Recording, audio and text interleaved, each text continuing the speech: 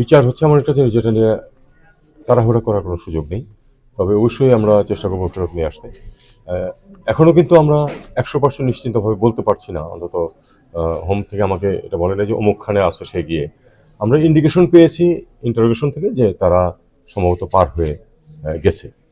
তো খুব সুনির্দিষ্ট জায়গা যদি আমরা আইডেন্টিফাই করতে পারি তাহলে বলতে পারতাম ভারতকে যে অমুকখানে আছে তাকে ধরে দিয়ে দাও।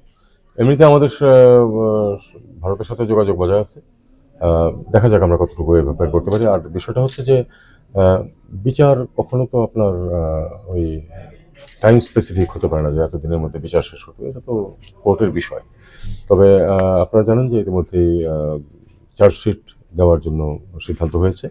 চার্জশিট হলো বিচার ব্যবস্থার প্রাথমিক পর্যায়ে যেটা পুলিশের দায়িত্ব সেটা পুলিশ করবে।